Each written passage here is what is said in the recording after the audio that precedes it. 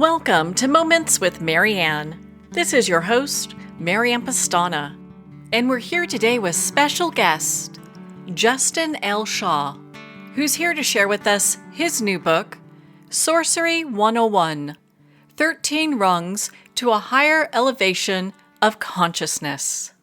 So what if the key to unlocking your highest potential wasn't about finding yourself, but creating yourself?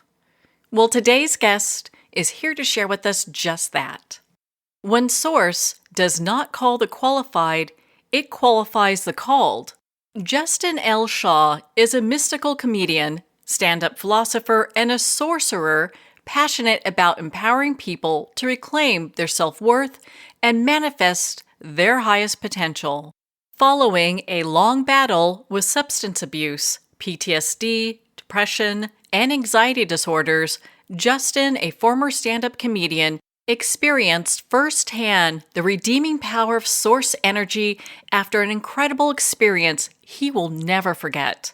This led him to studying and practicing various spiritual teachings from across the globe, as well as gaining an ability to access the sea of pure information existing in the quantum field to create a new system of trauma healing. A new life as a hope dealer emerged. So welcome to the show, Justin L. Shaw. Thank you so much. It is awesome to be here. Oh my goodness, what a great honor it is to have you here and to talk about this book. So before I even get started down the road of anything, I have to know, what inspired you to write this? So yeah, that's quite a story. I would say the book itself, I like to explain the book as The Four Agreements meets The Secret meets Million Little Pieces if it were written by Jerry Seinfeld. So if that sounds something up your alley. So I created this system of healing. So it's a system of healing trauma because I believe trauma is the most important and most misunderstood issue facing the entire world, really.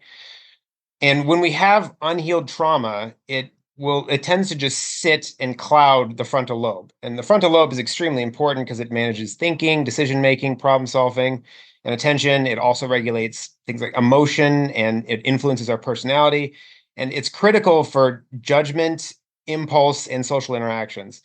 So having a clouded frontal lobe is kind of like having an orchestra without a conductor. There's just chaos. And everyone knows someone, that just has chaos in their life. Their lives is essentially just a big dumpster fire. And I would know because I was one of those people. So, having gone through my journey and gone through what I've been through, I've kind of gone from patient to physician, and I created this system because the medical community kind of failed me in this regard. So, I mean, the fact is the medical community will never truly heal people like myself with trauma because they focus on the symptoms rather than the root cause, which is spiritual bankruptcy. Let's say 100 people go out and have a lunch once a month, and 90 of those people get deathly ill. The medical approach, the Western medical approach, anyways, is to dole out 90, anti-nausea pills to those 100 people rather than just checking on the root cause, which is the quality of the food. So there's a necessary element to the mind, body, spirit combination, and that is the spirit, and it gets disrespected and left out of the whole mind, body, spirit connection in regards to health. And we will never get better without including this in the whole triangle in regards to health. Really, it's just recently that we've decided that the mind and body are connected. I mean, we're talking in the past couple decades. It's taken that long to really to come up with these two things are connected. Okay, well, the spirit is still completely left out of that equation. And so this is a system I created that helped heal my trauma, and now I can think my orchestra has a conductor, and enough to the point where I created this system and wrote a book. And this is someone who's been through all kinds of stuff, drug addictions, and I've been to jails and spent night on park benches and had all kinds of really nasty things happen due to things in childhood and even things in my adult life that just have caused massive issues in my life. Job firings, could never keep a job. Um, and I came up with this after massive hunting to get better. And that's how I created the system. I think that that's such an important piece. And one thing I'd like to touch on is the word sorcery. You're doing a play on words. I'd love for you to share that with us. Yes. So yeah, that's important as well. So it is spelled with a U because it is not about becoming a better wizard. I know everyone would like to, be able to, levitate the remote into your hand or turn your roommate into a frog, but I'm not Gandalf. So sorcery is spelled with a U because source energy is what surrounds us at all times, and it is a field of information. It's called many things in different religions and different, but even science has names for it. Dark matter, which it's not really one of my favorite terms. It's dark matter because we can't see it, but in my mind, I'm the dark matter. That's the light matter. But it's called many things: the unified field, the quantum field. It is source. It is that energy that we all come from and we're all going back to. And it can be utilized as a field of information and a source of healing. And so that is why it's called sorcery. It's to separate itself from actual sorcery. But it's using that energy and that field to guide us to better thriving lives. It's there, but it's much like the cloud. If you don't know the cloud is there, you can't store and or access information in it. It's you have to know it's there in order to utilize it. So that is why it's called sorcery. Yeah. Well, thank you for taking the time to explain that. I mean, you mentioned that transformation in your book, you mentioned transformation is both difficult and painful. What personal experiences shaped your understanding of this, and how did you overcome that? Yeah, there is a river of discomfort that comes when we change. Whenever we're kind of in our mode, especially when I was in my kind of self-destructive mode of, drinking or using drugs, and my drug of choice was given to me by doctors. I had a massive pill problem, and I was part of that whole opiate issue in the mid 2000s there, and other pills as well, stimulants, benzodiazepines. I was not much of a street drug addict. I liked what doctors fed me. And in order to cross the river of change, there's just this massive discomfort that comes with it. And it's important to know it's there and to push through it, because on the other side, it's rewiring your brain, and rewiring your brain is hard. But, on the other side of fear is freedom. And it's just important for people to know that it's going to be uncomfortable. Change is uncomfortable. And sitting here on the other side of that river, it's just absolutely amazing what it's done for me and how I feel, and it's just fantastic. So I kind of that's where this kind of system came from, and it's rungs. I should have gone over this earlier. There's a system of rungs. So my time in Alcoholics Anonymous kind of spurned this. I kind of saw people getting better with this system. I had all this stuff in my mind, but I had to organize it. So instead of steps moving forward, I felt like moving up is, maybe moving forward is good, but moving up is better. So I created a system of rungs, and there's 13 of them, uh, because the bird has a better view on things than the worm. So it's kind of climbing this ladder to higher consciousness, which that's the subtitle, 13 rungs to higher elevation of consciousness. And each rung kind of gets you higher and closer to that. And then there's 13 for a big reason, because 13 is a number that in society we think is unlucky, but it actually isn't unlucky. It's actually the number for the divine, and is a very lucky number. So one of the biggest things of sorcery is challenging those false beliefs and overcoming them, and questioning what you believe. And so the number 13 is very important in that. Well, can we go through the rungs real quick on, or maybe a couple of them, on just how they come together and how this approach works and helps people?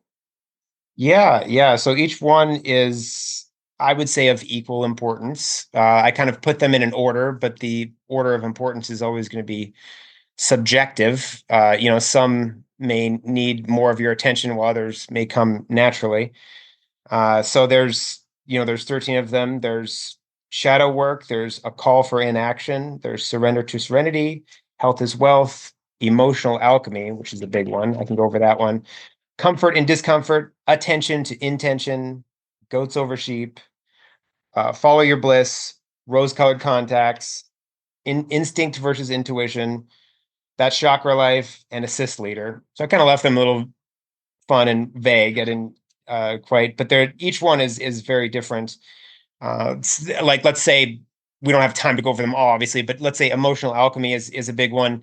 So if you're familiar with alchemy at all, that is the transition of base metals into gold. It's a magical process. This, someone like Gandalf or Merlin would know, but emotional alchemy is something that's very real, and you can turn things like judgment of others into curiosity. You can turn things like pain into motivation.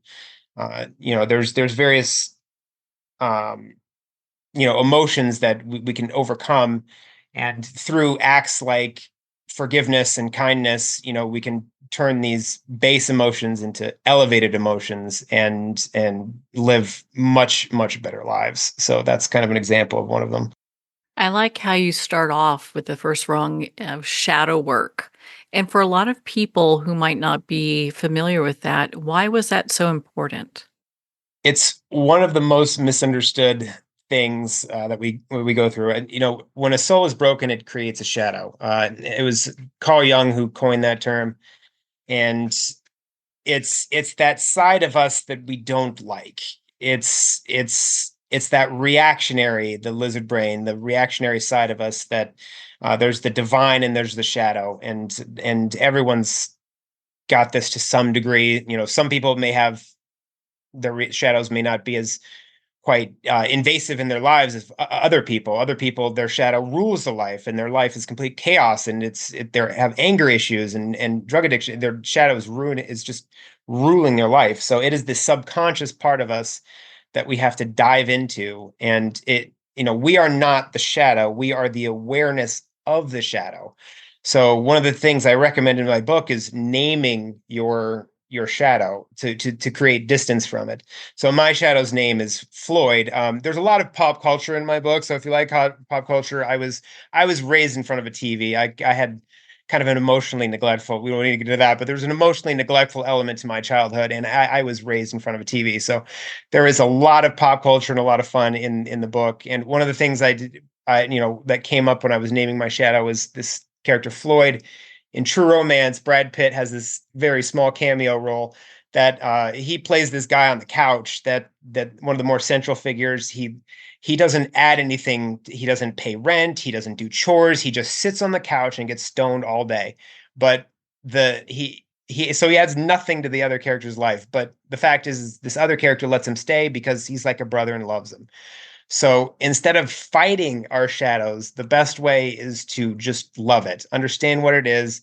Floyd is the side of me. It is the the the stoner on the couch that contributes nothing to my life, but I love too much to kick out. So it's that side of me that's kind of, to have that kind of distance, but also have love for it is important. Think it is important to have that compassion for every aspect of us, especially when we're on the spiritual path, because a lot of times people don't even want to look at those. Right. Hmm. Yep. Yeah. No, it's hard to look at. It's very hard to look at, and it takes it takes some effort. This whole thing. This I like to say, becoming a sorcerer. Like you're sorcerer with the U. It's not. It's simple, but it ain't easy. So there's an aspect to it that's like I've created this really cool guide, but it's none of it is easy. None of it is easy. So yeah, there's definitely that element to it for sure. So, to kind of dovetail with this discussion, and you draw parallels in your book between like the source and Star Wars and that concept of the Force. So, how does this comparison help explain your ideas and the work that you do? Yeah. So source is the force. I like to say, may the source be with you, because it is exactly like Obi-Wan explains it in Star Wars. It is a force made up of all living creatures that surrounds us at all time, and it binds the universe together. So it is that energy, it's just the best explanation from it. I had an awakening about 4 years ago in meditation, which meditation's a big part of sorcery for sure. And it was an awakened moment that just made me realize that there's much more to this life than we realize, and kind of the illusionary nature of it. And there is a force that I connected with, that it was this moment of just it was a 3 hour download. It was just it was like I had been in airplane mode my whole life, and all of a sudden airplane mode was disabled, and now all these truths and realities of like how things are and what this life is, and how unimportant the things I think about all day like really matter. And it was just this extremely intense moment, and it was just 3 hours of I was feeling pure bliss while all this information was coming to me. And it was, I call my near life experience, because I was not dying, but it felt like that kind of experience. And to realize that we're surrounded by, it's like fish in water. Like if you were to ask a fish about the water it swims in, it would say, what water? We swim in the same kind of thing. And this experience was like a fish that's been living in a pond its whole life, and all of a sudden got ripped out of its pond by an angler, to realize that there's, holy crap, there's this whole other uh world that I had no idea was out there. And it just was intense and really cool. And that's kind of what set me on this new path. What a remarkable spiritual experience you had. It sounds like it really has stuck with you after having it. I mean, how long ago was that? That was about, let's see, that was 2020. It was almost exactly 4 years ago. So it took some time to kind of get through. I was still kind of struggling with some stuff. I was going off and on. I was still kind of, drinking and pills here and there. The experience was important to know. It happened in a time of complete sobriety. I'd been sober for a month at that period. But, afterwards and things, and I was still going back and forth, and I was struggling with a lot of loss. My mother, my sister, I had a childhood best friend. And I also had a very unfortunate thing with my son happen, that, my fiance moved away and cut me out, and I haven't seen or talked to him in 2 years. So I had a lot to deal with um, at that time. So I was kind of cocooning, and over time, and then I really I got really everything straight in the last couple of years, and I've righted that ship. And that's when the idea for the book came in, and all this, the system and stuff, and my whole new journey as a hope dealer, as it were. And yeah, that's kind of how that happened. I like that hope dealer. I'm sure many people call you that, and I could see why. Because I mean, earlier you talked about just being this generation where you're in front of the TV. I mean, we have so many people now that are that way with devices, where they're so detached from life. I mean, you really do bring them hope, especially with this book. Yeah, I absolutely hope to. And that there is that element. I meet people that are much like me, that were raised in front of the TV, and we have an automatic connection, these people. So I like going to Comic-Con. I haven't gone to the one in San Diego yet. I really hope to make it there someday, but I go to the one here in Phoenix. And it's just, I just get this sense and this energy from these people, that it's like you truly are me. Like they've globbed onto their things of childhood because they had tough childhoods, and that's what brought them joy in their childhood, and that's exactly what happened with me. And so I'm, like, we turn into big kids. We understand kids better, and the joy of being a child, and all these things that brought such joy as a child. We kind of grow into big kids, and they're still a big part of my life. And so all these movies that I experienced, as a child from the 90s and 2000s, and that I just would watch over and over and over and over again, and they're just programmed into me. So when I wrote this book, it was just this natural kind of thing to bring these elements that are already a part of me, and add this whole spiritual element, and make it funny and fun. Because healing trauma, it can be serious at times, but it doesn't have to always be serious. Well, it's nice to have a new perspective that while you're working with trauma, you can also have some levity. Yes, for sure. Yeah, I think it's extremely important. And That was the whole vision and goal of the book, was to kind of make people laugh, think, and feel the whole way through. I had to keep people's attention, the kind of shattered concentration of today's generation TikTok and things. We need things that's going to keep people's attention. I had to keep it really, fun and fresh. So I kind of come at it with a three-headed punch of just make them laugh, think, and feel, just kind of rotate through that cycle the whole time. In your book, you talk about karma and letting go of the past. I I know so many people struggle with that. I mean, what advice do you have for them? It's tough.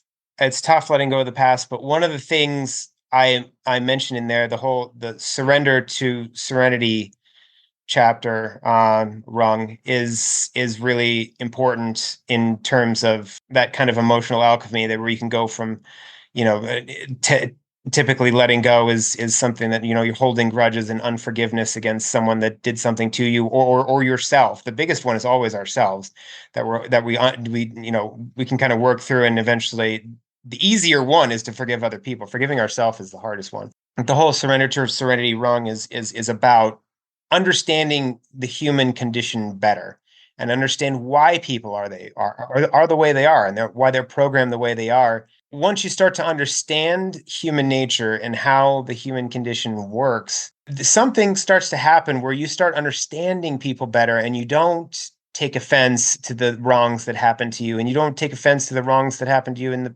present. It's just kind of rolls off your back, and you just understand why people are simply reflections of the environment in which they were raised, and without conscious awareness, in order to change, people are just going to continue to repeat their past. And if they saw nothing but anger growing up, they're going to be angry people, and they're going to do things that make you angry, because that's what they want. They want that rise out of you. So to understand kind of the mind of people that mess with you, and like why they are the way they are, is the first step to letting go and forgiveness. So that's why that rung is before emotional alchemy, because it's important to understand human nature and how it works.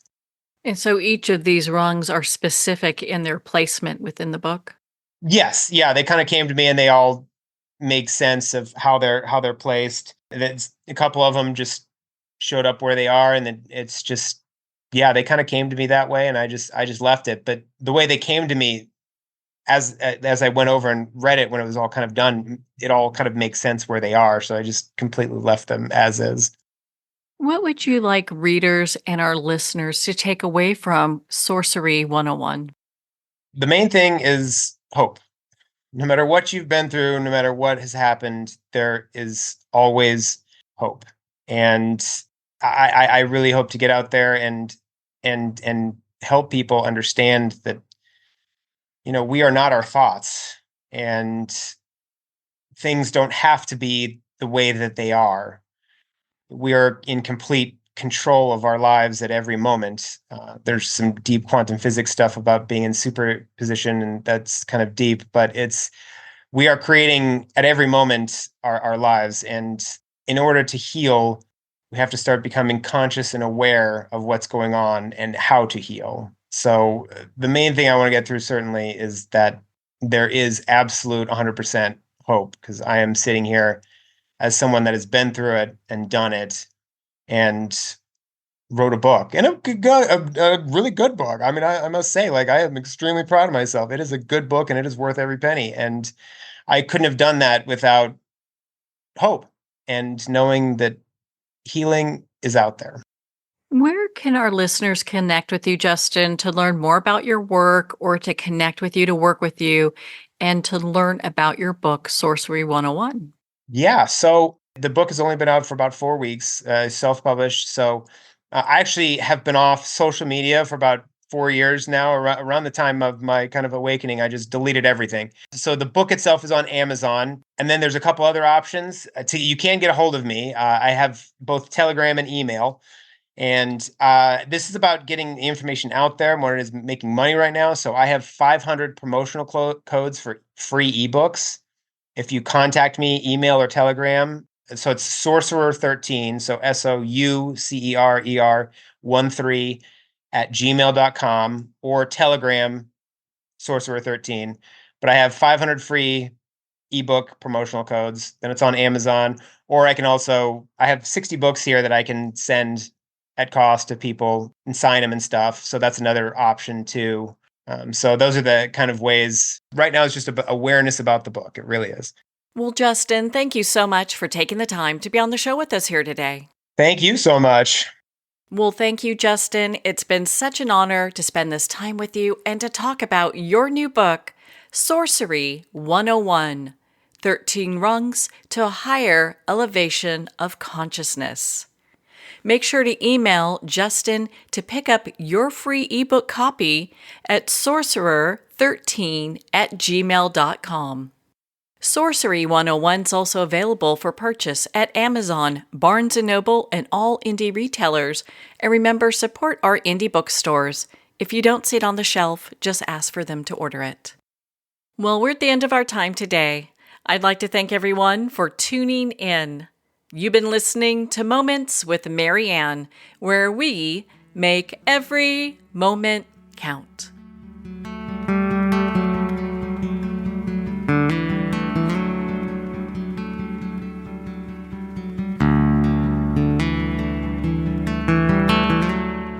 In a single moment, your life can change. Moments with Mary Ann is a transformative hour that covers an endless array of topics with the best of the best. Her guests are leaders in their fields, ranging from inspirational authors, top industry leaders, and business and spiritual entrepreneurs. Each guest is gifted and a true visionary, a recognized leader in her own work, and while teaching others to develop, refocus, and grow, Mary Ann will bring the best guest and sometimes a special surprise. Don't miss this. You never know just which moment will change your life forever.